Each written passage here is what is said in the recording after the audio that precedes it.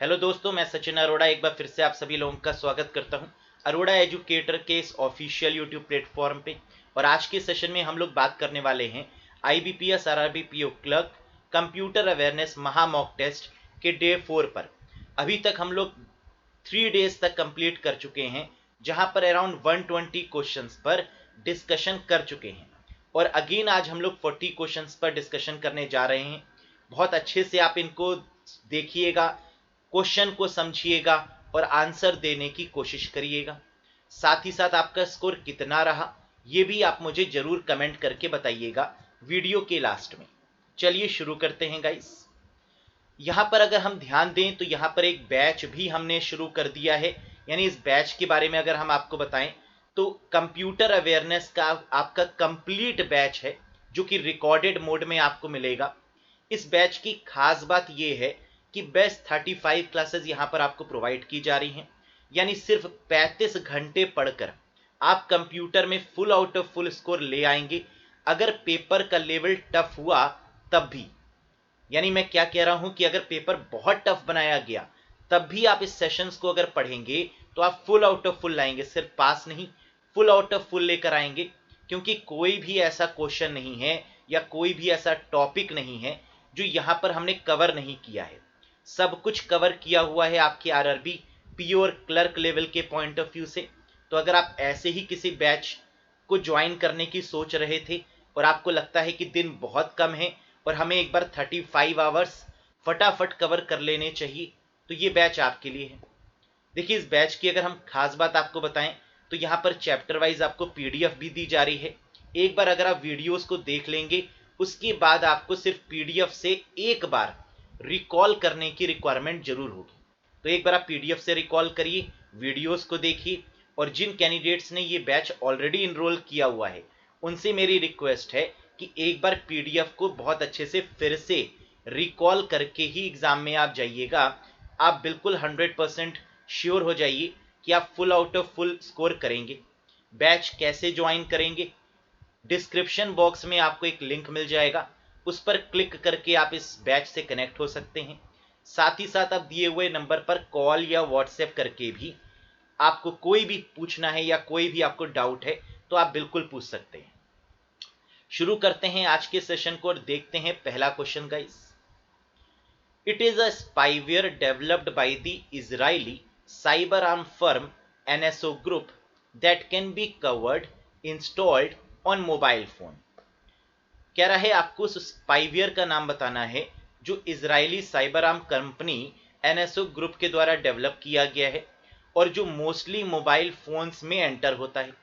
देखिए, स्पाईवेयर का मतलब क्या है। स्पाई का मतलब होता है निगरानी रखना। यानी एक ऐसा वायरस जो निगरानी रखता है, जो स्पाई के तरीके से काम करता है और आपकी एक्टिविटीज को किसी दूसरे को देता है, उसे हम बोलते हैं स्पाईवेयर। तो आपको बताना है एनएसओ ग्रुप के द्वारा डेवलप किए गए स्पाईवेयर का नाम क्या है। Phone monitor, mobile tracker, spy bubble, Spyzie या पेगासस। देखिए, बहुत ही फेमस है और आपने बिल्कुल सुना होगा, ये न्यूज में काफी रहा है। That is called Pegasus. यानी फिफ्थ यहां पर आपका करेक्ट आंसर बनेगा। अब ये पेगासस है क्या, जरा इसके बारे में भी समझ लेते हैं। देखिए, अगर हम पेगासस की बात करें तो ये एक घोड़े का नाम है, पर एक ऐसा घोड़ा, एक ऐसा जादुई घोड़ा कह सकते हैं जो उड़ भी सकता है। बिल्कुल इस घोड़े की बात की गई है और ये एक जादुई घोड़ा है। इसको गॉड के इक्विवेलेंट भी ट्रीट किया गया है कि इसके सामने अगर कोई भी विश मांगी जाती थी तो वो विश भी पूरी हो जाया करती थी। और इसको अवतार यानी इनकारनेशन माना जाता है भगवान का। तो ऐसा ही एक जादुई घोड़ा जिसके विंग्स लगे हुए हैं, जो फ्लाई कर सकता है, जो उड़ सकता है, इसको बोलते हैं पेगासस। लेकिन अगर कंप्यूटर के टर्म्स में हम बात करें तो पेगासस एक ऐसा स्पाईवेयर है जो मोबाइल में एंटर होता है और आपकी इंफॉर्मेशन को किसी दूसरे तक कम्युनिकेट करता है। That is called Pegasus. Clear है? नेक्स्ट देखिए, Pegasus spyware was discovered in which year. कह रहा है इस पेगासस स्पाईवेयर को किस ईयर में डिस्कवर किया गया। 2014, 2015 में, 2016, 2019 या 2021। बिल्कुल करेक्ट आंसर होगा 2016 में। देखिए 2021 में ये पॉपुलर हुआ इसलिए क्योंकि इंडियन गवर्नमेंट ने, भारत की सरकार ने इसका इस्तेमाल शुरू कर दिया था और कहा था कि जितने भी क्रिमिनल्स हैं उनके फ़ोन में इसको किसी भी तरीके से इंस्टॉल कर दिया जाए, जिससे कि उनका ट्रैक रिकॉर्ड निकल के आ पाए और ये देख पाएँ कि उनके फ़ोन में क्या एक्टिविटी चल रही है, और जिससे उनको पकड़ पाना और उनकी गतिविधियों पर नज़र रख पाना काफ़ी आसान हो जाएगा। एज वेल एज कुछ पॉलिटिकल पार्टीज के फ़ोन में भी पेगासस जैसे स्पाईवेयर को देखा गया, तो इसलिए ये काफ़ी सुर्खियों में भी रहा है। सुर्खियों में तो ये 2021 में आया, लेकिन ये बना कब? तो आंसर है 2016 में, 2016 में। नेक्स्ट क्वेश्चन देखिए, हु डेवलप्ड पेगासस स्पाईवेयर? ये जो पेगासस स्पाईवेयर है ये किसके द्वारा बनाया गया? आईएएनए, इसरो, सीडैक, एनएसओ या आईएसओ? तो बिल्कुल अभी हमने आपको पहले ही क्वेश्चन में बताया था कि पेगासस स्पाईवेयर को एनएसओ ग्रुप के द्वारा बनाया गया। तो करेक्ट आंसर यहां पर क्या होगा? NSO group is the correct answer. तो हमने यहां पर आपको समझाने के लिए लिख भी दिया है कि Pegasus is a spyware developed by the Israeli cyber arms firm, यानी इजराइल की साइबर आर्म कंपनी के द्वारा इसको बनाया गया, जिसका नाम है एनएसओ ग्रुप। क्लियर है? नेक्स्ट देखिए, Microsoft has announced that Windows 11 is going to be available for new machines starting. देखिए माइक्रोसॉफ्ट का विंडोज 11 काफ़ी चर्चा में है, और हो भी क्यों ना, क्योंकि 6 साल के बाद में विंडोज 11 देखने को मिला है। तो विंडोज 10 और 11 में जो गैप है वो कितने ईयर्स का है गाइस? 6 ईयर्स का ये गैप है। 6 साल के बाद विंडोज 11 देखने को मिला। तो क्वेश्चन यहां पर यह पूछा गया है कि विंडोज 11 आखिरकार मार्केट में रिलीज कब होगा? देखिए वैसे बीटा फेज में तो रिलीज हो चुका है और आप जानते हैं कि हम लोग यूज भी कर रहे हैं विंडोज 11 का, लेकिन फाइनली कब ये आउट होगा, कब ये अनाउंस किया गया माइक्रोसॉफ्ट के द्वारा कि कब अवेलेबल होगा पूरे फुली अवेलेबल मोड में? तो आंसर है 5 अक्टूबर 2021 वो डेट है जब ये फुली अवेलेबल हो जाएगा मार्केट में फॉर यूज। क्लियर है? नेक्स्ट देखिए, in which year Microsoft released Windows 10? अब देखिए 10 और 11 में अभी हमने आपको बताया कि 6 साल का गैप है ना, तो आपको ये भी क्वेश्चन एग्जाम में पूछा जा सकता है कि विंडोज 10 कब रिलीज किया गया था? 2010 में, 2011 में, 2013 में, 2015 में या 2018 में? तो बिल्कुल आपने सही गेस कर लिया है अभी तक, 2015 यहां पर करेक्ट आंसर है। तो विंडोज 10 जो आया था वो 2015 में आया, और विंडोज 11 जो आया वो 2021 में आया, यानी अराउंड 6 ईयर्स के गैप के बाद आया। नेक्स्ट देखिए, name the latest version of Android operating system. Mobile phone पर चलने वाला सबसे बेहतरीन ऑपरेटिंग सिस्टम जो सबसे ज़्यादा यूज़ हो रहा है ना, एंड्रॉयड है। मिस्टर एंडी रूबिन जी के द्वारा डेवलप किया गया एक ओपन सोर्स ऑपरेटिंग सिस्टम है। आपको बताना है कि इसका लेटेस्ट वर्जन क्या है, एंड्रॉयड 9, 10, 11, 12 या 13? बिल्कुल इसका जो लेटेस्ट वर्जन है वो है एंड्रॉयड 12। देखिए अभी तक एंड्रॉयड 11 था, लेकिन हाल ही में जो इसका वर्जन है वो एंड्रॉयड 12 हो चुका है। तो ये जरूर याद रखिएगा कि अगर लेटेस्ट वर्जन की बात करेंगे तो आंसर क्या होगा? एंड्रॉयड 12 होगा। Next question, Android 12 is a code named. कह रहा है एंड्रॉयड 12 का जो नाम है वो क्या है? तो एंड्रॉयड 12 को एक नाम भी दिया गया है, और वो नाम क्या है? Big Sur pie, red velvet cake, snow cone या नन ऑफ दीज? तो बिल्कुल इसका सही आंसर है एंड्रॉयड 12, जिसको कहा जा रहा है स्नो कोन। तो इसका कोड नेम क्या है? Snow cone is the correct answer, यानी फोर्थ यहां पर वैलिड आंसर होगा। देखिए एंड्रॉयड 11 जो है उसको रेड वेलवेट केक कहा जा रहा था, लेकिन एंड्रॉयड 12 को क्या कहा जा रहा है? स्नो कोन। नेक्स्ट देखिए, इन 1999 1999 में Melissa virus was a widely publicised. एक वायरस था जो कि बहुत फेमस हुआ, जिसका नाम था मेलिसा वायरस। क्या था? Melissa virus. और यहां से भी क्वेश्चन एग्जाम में बनता है। कह रहा है ये कहां पर इंपैक्ट करता है? ये जो मेलिसा वायरस है ये कहां इंपैक्ट करता है? ईमेल पर, मैक्रो वायरस के तरीके से, ट्रोजन हॉर्स के तरीके से काम करता है, टाइम बम के तरीके से काम करता है, या नन ऑफ दीज? तो आंसर इसका होगा ईमेल वायरस। मेलिसा वायरस एक तरीके का ईमेल वायरस है। जब ये ईमेल में एंटर होता है तो रेसिपिएंट जो भी उसमें जुड़े होते हैं उन सबको भी ये वायरस स्प्रेड हो जाता है ऑटोमेटिकली। अब एग्जाम में एक क्वेश्चन ये भी आता है कि 1999 में एक ईमेल वायरस जो कि बहुत पॉपुलर हुआ उसका नाम बताइए। तो आंसर हो जाएगा मेलिसा वायरस। और ये भी क्वेश्चन आता है कि मेलिसा वायरस किस ईयर में आया, तो आंसर हो जाएगा 1999 में। समझ में आ गया। मैक्रो वायरस आप जानते होंगे कि ये एप्लीकेशन सॉफ्टवेयर पे एंटर करता है, जैसे MS वर्ड है, एक्सेल है, पावर पॉइंट है, तो इनमें जो एंटर करता है वो मैक्रो वायरस है। ट्रोजन हॉर्स प्रिटेंड करता है कि मैं बहुत शरीफ हूं, लेकिन होता नहीं, pretend to be useful but actually not. Time bomb ये टाइम के अकॉर्डिंग एकर करता है, एक fix date, fix time, fix logic पर जो एकर करे वो है आपका टाइम बम। क्लियर है। नेक्स्ट देखिए, हार्डवेयर और सॉफ्टवेयर। कह रहा है ये जिसकी बात हम करने जा रहे हैं ये हार्डवेयर भी है और सॉफ्टवेयर भी है। Design to guard against unauthorised access, ये अनऑथराइज्ड एक्सेस से चीजों को रोकता है। To a computer network, network पर, तो नेटवर्क पर एक्सेस करने से रोके ऐसे हार्डवेयर और सॉफ्टवेयर को क्या बोलते हैं? Hacker proof program, firewall, hacker resistant server, encryption safe wall, या ऑल ऑफ दीज? बिल्कुल करेक्ट आंसर इसका होगा फायरवॉल। तो फायरवॉल जो होती है वो हार्डवेयर और सॉफ्टवेयर का कॉम्बिनेशन है और अनऑथराइज्ड एक्सेस से नेटवर्क में रोकने में इसका काम लिया जाता है। नेक्स्ट देखिए, resolution of a laser printer is specified in terms of. देखिए एक चीज याद रखिएगा, स्पीड अलग होती है और रेजोल्यूशन अलग होता है। स्पीड का मतलब होता है कि कितने तेजी से प्रिंटर काम कर रहा है, और रेजोल्यूशन का मतलब होता है उसकी क्वालिटी, तो कितनी अच्छी क्वालिटी प्रिंटर निकाल रहा है।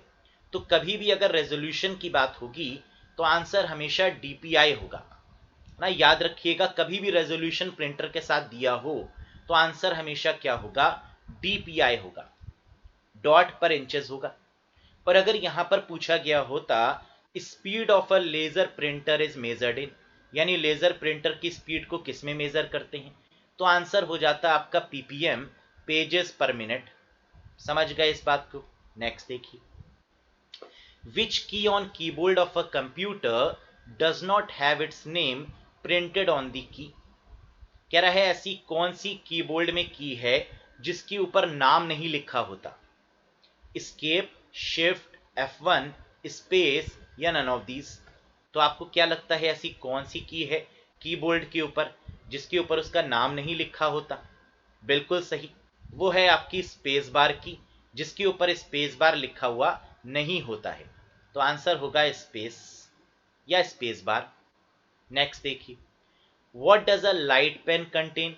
कह रहा है लाइट पेन में कौन सा फीचर होता है? Refillable ink, light sensitive element, pencil lead, blue ink, या नन ऑफ दीज? और करेक्ट आंसर क्या होगा? लाइट पेन आपकी एक इनपुट डिवाइस है जो लाइट सेंसिटिव एलिमेंट का यूज करती है। तो आंसर हो जाएगा यहां पर सेकंड। नेक्स्ट देखिए, what are the individual dots which make up a picture on the monitor screen called. तो इंडिविजुअल जो डॉट्स होते हैं स्क्रीन पर जिसकी मदद से पिक्चर बनती है उसे हम क्या बोलते हैं? तो that is what we called pixel, इसे हम पिक्सल कहते हैं। तो आंसर क्या होगा? Third is the correct one. Next देखिए, a laser printer does not use. कह रहा है जो लेजर प्रिंटर है वो किसका इस्तेमाल नहीं करता है? फोटो कंडक्टिव ड्रम का, प्रिंट हेड का, लेजर बीम, या फिर टोनर का? तो बिल्कुल आप जानते हैं टोनर का यूज होता है, फोटो कंडक्टिव ड्रम का भी यूज होता है, लेकिन प्रिंट हेड का यूज नहीं होता। लेजर बीम का भी होता है लेकिन प्रिंट हेड का यूज लेजर प्रिंटर में नहीं होता। Next question, the amount of data that a disk में contain known as the disk. कह रहा है किसी भी हार्ड डिस्क में या किसी भी डिस्क के अंदर जो डेटा रखने की जो कैपेसिटी होती है उसे हम क्या बोलते हैं?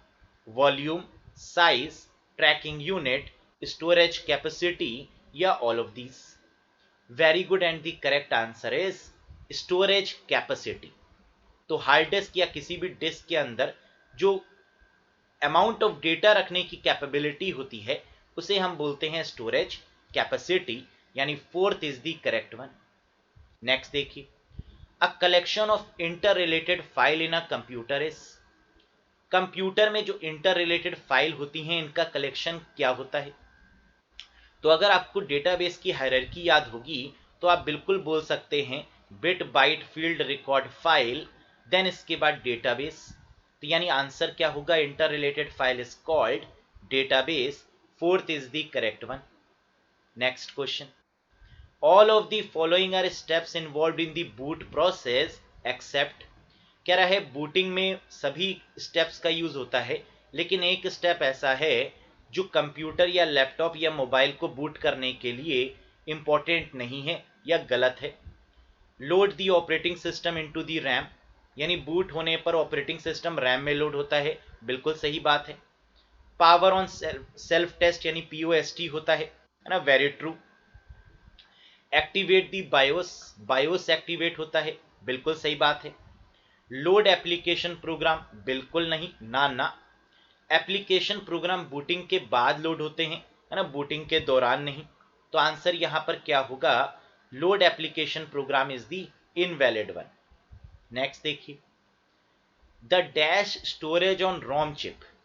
कह रहा है ये रोम चिप पर स्टोर होता है, is responsible for loading the operating system, OS को लोड करने में ये मदद करता है। From its permanent location on the hard drive into the RAM. तो देखो बहुत ही आसान है, सिर्फ इतना पढ़ने से ही आंसर आपको मिल जाना चाहिए कि the dash storage on ROM chip, और आंसर है बायोस। देखिए सिस्टम को ऑन करने के लिए, बूट करने के लिए रोम के साथ साथ बायोस भी एक इंपॉर्टेंट रोल प्ले करता है ना। Basic input output service, basic input output system, जो इनपुट आउटपुट डिवाइसेस को एक्टिवेट करता है वो बायोस है। नेक्स्ट देखिए, collecting personal information and effectively posing as another individual is known as the crime of। कह रहा है पर्सनल इंफॉर्मेशन को कलेक्ट करना और उसे गलत तरीके से इस्तेमाल करना, ये किस क्राइम के अंतर्गत आता है? जैसे हम किसी की इंफॉर्मेशन को गलत तरीके से ले लें और फिर उसे रॉन्ग तरीके से इंटरप्रेट करें या फिर कोई क्राइम करने की कोशिश करें, तो ये जो क्राइम होगा ये कैसा क्राइम होगा? Spooling, identity theft, spoofing, hacking या नन ऑफ दीज? बिल्कुल सही, this is called identity theft. किसी की इंफॉर्मेशन लेना मतलब उसकी पर्सनल आइडेंटिटी को चुरा लेना, और ये आंसर क्या होगा? आइडेंटिटी थेफ्ट होगा। ये क्वेश्चन प्रीवियस ईयर में इसी तरीके का पूछा भी गया था। नेक्स्ट देखिए, what will happen when the memory chip is volatile. कितना इंटरेस्टिंग क्वेश्चन है। कह रहा है क्या होता है जब मेमोरी चिप आपकी वोलाटाइल होती है? वोलाटाइल का मतलब टेम्परेरी, और टेम्परेरी का मतलब कि जब करंट नहीं होगा तो वो डिवाइस आपकी काम नहीं करेगी, तो जो डेटा उसमें होगा वो लॉस हो जाएगा, है ना। यही मतलब होता है वोलाटाइल और टेम्परेरी का, कि लाइट गई तो डेटा लॉस, राइट। तो it means loss of content due to loss of current. तो आंसर हो जाएगा यहां पर third one is the valid one. Next देखिए, it allows storing and making web pages available. कह रहा है कि वेब पेजेस जो अवेलेबल होते हैं पब्लिक को, वो किसकी मदद से अवेलेबल होते हैं? Domain name, porting, web hosting, all of these या नन ऑफ दीज? तो आपने एक बार वेबसाइट बना ली, अब अगर आप उसे पब्लिक करना चाहते हैं तो इसका मतलब कि आपको उसको होस्ट करना होगा। यानी कई सारी ऐसी वेबसाइट्स हैं, कई सारी ऐसी कंपनीज हैं जो होस्ट में मदद करती हैं, जैसे गो डैडी हो गया ना, बहुत कॉमन सा नाम है, आपने सुना होगा। तो आंसर यहां पर क्या होगा? Web hosting is the correct answer. Host करने पर ही हम वेबसाइट के कंटेंट को क्लाउड पर स्टोर कर पाते हैं और इसे अवेलेबल कर पाते हैं पब्लिक के लिए। नेक्स्ट देखिए, whose main purpose out of the following is to stop the unauthorized access of the computer via the internet। फिर से देखिए वैसे ही क्वेश्चन है कुछ, कि अनऑथराइज्ड एक्सेस से रोकने के लिए किसका इस्तेमाल हम करते हैं? फायरवॉल का, स्पाईवेयर ब्लॉकर का, पॉपअप ब्लॉकर का, फिशिंग का या राउटर का? तो बहुत ही कॉमन सा आंसर है और आंसर क्या होगा? फायरवॉल का। तो जैसे हम लोग ने प्रीवियस वाले क्वेश्चन में भी एक देखा था कि अनऑथराइज्ड एक्सेस से रोकने के लिए जो हार्डवेयर और सॉफ्टवेयर का यूज करते हैं वो क्या है? फायरवॉल है। नेक्स्ट देखिए, which function is use to calculate reminder in MS Excel? MS Excel में रिमाइंडर कैलकुलेट करने के लिए कौन से फंक्शन का इस्तेमाल किया जाता है? इंट, फैक्ट, मॉड, डिव या ऑल ऑफ दीज? तो आंसर है रिमाइंडर के लिए मॉड का यूज करते हैं, मॉड्यूलस फंक्शन का यूज करते हैं। तो आंसर होगा थर्ड वन। क्लियर है? नेक्स्ट देखिए, how you can manually break up the line breakup in MS Word? कह रहा है एमएस वर्ड के केस में लाइन ब्रेकअप के लिए कौन सी शॉर्टकट की का यूज करते हैं? तो लाइन ब्रेक करने के लिए शिफ्ट के साथ एंटर किया जाता है ना, तभी आपकी लाइन क्या होती है? ब्रेक होती है। तो आंसर होगा shift plus enter is the valid one. Next देखिए, which of the following are sequentially arranged steps for installing a software? कह रहा है किसी भी सॉफ्टवेयर को इंस्टॉल करने के लिए कौन से स्टेप यहां पर वैलिड है? पहले डाउनलोड करेंगे, फिर रन करेंगे या इंस्टॉल करेंगे? Run, download, install, run, install, download, download, install या रन, या नन ऑफ दीज? तो देखो बहुत ही सिंपल सा है, आप सब जानते हैं कि सबसे पहले हम किसी भी सॉफ्टवेयर को क्या करते हैं? डाउनलोड करते हैं, फिर उसके बाद वो इंस्टॉल होता है और इंस्टॉल होने के बाद फाइनली वो रन हो जाता है। तो आंसर यहां पर क्या होने वाला है गाइस? बिल्कुल डाउनलोड, इंस्टॉल, देन रन, यानी DIR is the correct one, fourth is the correct one, very important one. Next देखिए, इन MS Excel which of the following formula is not entered correctly? कह रहा है इन पांचों में से, बल्कि इन चारों में से कोई एक फॉर्मूला ऐसा है जो सही से नहीं लिखा गया, वो कौन सा है? तो हम लोग जानते हैं कि एक्सेल में फॉर्मूला या फंक्शन इन दोनों की शुरुआत इक्वल्स टू से होती है।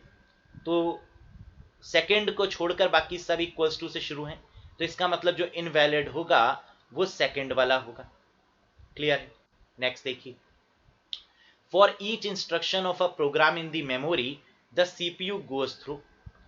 कह रहा है हर एक इंस्ट्रक्शन को एग्जीक्यूट करने के लिए CPU किस प्रोसेस को फॉलो करता है? Decode, fetch, execute, execute, store, decode, fetch, decode, execute, fetch, execute, decode sequence, या नन ऑफ दीज? तो देखिए तीन ही सीक्वेंस यहां पर होते हैं और वो सही क्या होगा? सबसे पहले इंफॉर्मेशन को फैच किया जाएगा, फिर उसके बाद उसे डिकोड किया जाएगा और फाइनली उसको एग्जीक्यूट किया जाएगा। तो आंसर क्या सही होगा? Fetch, decode and execute is the correct one. Next देखिए, which is the correct arrangement of memories type from highest to lowest speed from following option? कह रहा है सबसे ज्यादा स्पीड किसकी होती है मेमोरी में? इस तरीके से आपको अरेंज करना है, ज्यादा स्पीड से कम स्पीड की तरफ। तो हम लोग जानते हैं कि सबसे ज्यादा स्पीड किसकी होती है? रजिस्टर की, फिर उसके बाद कैशे की, कैशे के बाद रैम की, और रैम के बाद हार्ड डिस्क की। तो इसका मतलब आंसर यहां पर क्या होगा? कैशे होगा सबसे पहले, सॉरी रजिस्टर होगा सबसे पहले, फिर कैशे होगा, फिर रैम मतलब मेन मेमोरी होगा, और मेन मेमोरी के बाद सेकेंडरी स्टोरेज होगा मतलब हार्ड डिस्क होगा। तो आंसर हो गया third is the correct one. तो बस आपको ये याद रखना है कि सबसे फास्टेस्ट रजिस्टर है, फिर कैशे है, फिर रैम है और फिर हार्ड डिस्क है। नेक्स्ट देखिए, which type of security is provided by HTTPS? कह रहा है HTTPS में, HTTPS का मतलब होता है सिक्योर्ड। तो ये कौन सी सिक्योरिटी प्रोवाइड करता है? आपने देखा होगा जब आप कोई भी URL एंटर करते हैं और वो पेमेंट गेटवे वाला अगर होगा तो वो आपको सिक्योर कर देगा HTTPS के थ्रू। तो वहां पर जो सिक्योरिटी यूज होती है वो कौन सी है? TCP है, TLS है, SSL है, ओनली 2 and 3 है, या 1, 2 and 3 तीनों है? क्या लगता है आपको? बिल्कुल करेक्ट आंसर यहां पर होगा TLS एंड SSL, यानी सेकेंड और third is the correct one, means fourth is the right answer. देखिए TLS और SSL में क्या डिफरेंस है जरा समझिएगा। पहले SSL का यूज हुआ करता था, सिक्योर्ड सॉकेट लेयर का यूज होता था, लेकिन अब इसको मॉडिफाई करके, इसको अपडेट करके TLS कर दिया गया है, ट्रांसपोर्ट लेयर सिक्योरिटी कर दिया गया है। तो यानी एसएसएल का एडवांस्ड फॉर्म क्या है? टीएलएस है, ट्रांसपोर्ट लेयर सिक्योरिटी है, जो एचटीटीपीएस में इंक्लूड होता है। नेक्स्ट देखिए, the key use to restart a computer is, कह रहा है कंप्यूटर को रीस्टार्ट करने के लिए कौन सी की का यूज करते हैं? Delete plus control, back space plus control, control alt delete का इस्तेमाल, रीसेट का, या नन ऑफ दीज का? तो देखिए, कभी भी कंप्यूटर हमें रीस्टार्ट करना है तो कंट्रोल ऑल्ट और डिलीट प्रेस करेंगे, है ना, और इसके साथ साथ क्या होगा, हमारा सिस्टम रीस्टार्ट मोड में आ जाएगा। तो आंसर क्या होता है? Third one is the valid one, control alt and delete. Next देखिए, which sign display when formula error in MS Excel 2019, कह रहा है एमएस एक्सेल 2019 के केस में कौन सा फॉर्मूला, जब कोई फॉर्मूले में एरर आ जाती है तब कौन सा सिंबल वहां पर आता है? जैसे सपोज करिए कि आपने गलत फॉर्मूला यूज कर लिया एमएस एक्सेल में, तो अब उसमें ये दिखाने के लिए कि जो आपने फॉर्मूला लिखा है वो गलत है, किस सिंबल से उसको इंडिकेट किया जाएगा? डॉलर, एस्ट्रिक, स्पेस, या फिर आप कह सकते हैं हैश? तो बिल्कुल यहां पर आंसर होगा fourth, hash is the correct one. तो जब किसी फॉर्मूले में एरर आती है तो हैश से उसको हम रिप्रेजेंट करते हैं। नेक्स्ट देखिए, एडोब डेवलप डैश, यानी ये एडोब कंपनी द्वारा डेवलप किया गया है, which allows the document to be transmitted and stored without loss of formatting, और इसके तहत कि डॉक्यूमेंट का जो डेटा है या फॉर्मेटिंग है वो लॉस भी नहीं होती। तो ऐसे एडोब द्वारा डेवलप किए गए प्लेटफॉर्म को क्या बोलते हैं, या एक्सटेंशन को क्या बोलते हैं? बिल्कुल correct, and this is called portable document format, PDF is the correct answer. तो पीडीएफ की खास बात क्या होती है कि कोई भी उसमें चेंजेस नहीं कर सकता, एडिटिंग नहीं कर सकता, है ना, पीडीएफ एडिटर की मदद से ही करना होगा, नॉर्मली पॉसिबल नहीं है। और साथ ही साथ उसकी फॉर्मेटिंग भी चेंज नहीं होती है, चाहे आप उसे किसी भी प्लेटफॉर्म पर ओपन करें। नेक्स्ट देखिए, the binary equivalent of decimal number 99 is, कह रहा है 99 जो कि एक डेसिमल नंबर है, इसका बाइनरी इक्विवेलेंट क्या होगा, बताइए। तो आप जानते हैं बाइनरी इक्विवेलेंट फाइंड आउट करने के लिए हम लोग क्या करते हैं, 1 2 4 8 16 32 64 128 इस तरीके से सीक्वेंस लिखते हैं और उनको ऐड करके देखते हैं, जिनके कॉम्बिनेशन से, जिनके सम से आपका आंसर 99 आ जाए। यानी अगर यहां पर हम बात करें तो कैसे कैलकुलेट करेंगे, 1 2 4 8 16 32 64 64 32 2 और 1 को ऐड करने पर 99 आ रहा है। तो इसका मतलब कि 64 32 की जगह पर 1 1 हो जाएगा, 2 और 1 के प्लेस पर भी क्या हो जाएगा, 1 1 हो जाएगा, और बाकी सब जगह 0 हो जाएगा। तो आंसर यहां पर आपका आ गया क्या, 1 1 0 0 1 1 is the valid answer. Next देखिए, which of the following is not the correct method of editing the cell content, कह रहा है एमएस एक्सेल में जो सेल होती हैं उसमें लिखे हुए जो कंटेंट है उसको अगर आपको एडिट करना है तो कौन सा यहां पर मेथड गलत है? प्रेस दी ऑल्ट की, ऑल्ट की के थ्रू तो पॉसिबल नहीं है कि हम सेल के कंटेंट को प्रेस यानी बदल पाए, तो यानी ये तो आपका बिल्कुल हमें आंसर मिल गया है। आगे भी देख लेते हैं, प्रेस दी F2 की, F2 से हम लोग एडिट कर सकते हैं। Click the formula bar, formula bar पे अगर क्लिक कर दें तब भी हम एडिट कर सकते हैं सेल के कंटेंट को। डबल क्लिक दी सेल करके भी कर सकते हैं, लेकिन ऑल्ट की से नहीं कर सकते, तो आंसर होगा फर्स्ट वन। नेक्स्ट देखिए, कैश मेमोरीज, कह रहा है जो कैशे मेमोरी होती है वो कैसी मेमोरी है? आप लोग जानते हैं कि कैश मेमोरी जो है वो स्मॉलेस्ट मेमोरी होती है, लेकिन फास्टर होती है रैम के कंपैरिजन में। तो इसका मतलब ये स्मॉलर है और फास्टर है मेन स्टोरेज यानी रैम के कंपैरिजन में। तो आंसर होगा first one is the valid one. Next देखिए, Charles Babbage design 2 engine, they are, कह रहा है चार्ल्स बेबेज ने 2 इंजन बनाए हैं, उनका नाम बताइए। एडिशन या सब्ट्रैक्शन, एनालिटिक या डिफरेंस, एनालिटिक या डिजिटल, एडिशन या मल्टीप्लिकेशन, नन ऑफ दीज। बताइए क्या होगा? बिल्कुल सही, आप जानते हैं, एक एनालिटिकल इंजन बनाया है और दूसरा डिफरेंस इंजन बनाया है। तो ये दोनों ही चार्ल्स बैबेज जी के द्वारा डिजाइन किया गया है। सबसे पहले 1822 में डिफरेंस इंजन बना और फिर 1834 में एनालिटिकल इंजन बनाया गया। नेक्स्ट देखिए, which of the following device was developed by Jack Kilby and Robert Noyce. आपको बताना है कि इसमें से कौन सी ऐसी डिवाइस है जो जैक किल्बी और रॉबर्ट नॉइस दोनों ने मिलकर डेवलप करी है। Transistor, IC chip, telegraph, mouse या नन ऑफ दीज।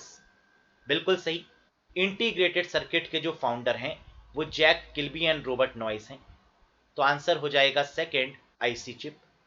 नेक्स्ट देखिए, which operating system is used for advanced penetrating testing and security auditing.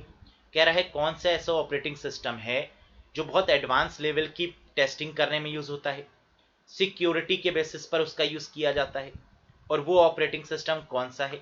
Windows, DOS, Mac, Android या काली लाइनेक्स।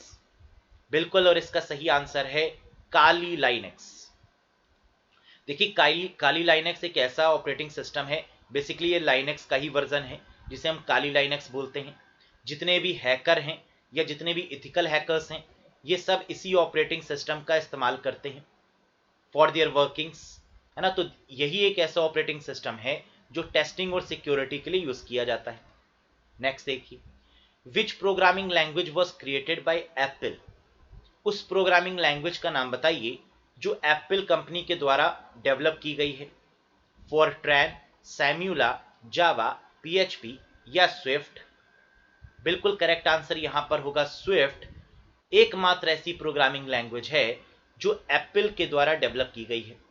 कौन सी है guys? Swift is the correct answer. Next देखिए, which is the latest version of Mac operating system that is just release. जैसे कि अभी आपने बताया कि एंड्रॉयड का जो लेटेस्ट है वो एंड्रॉयड 12 है, वैसे ही आपको बताना है मैक ऑपरेटिंग सिस्टम का जो लेटेस्ट रिलीज है वो कौन सा है।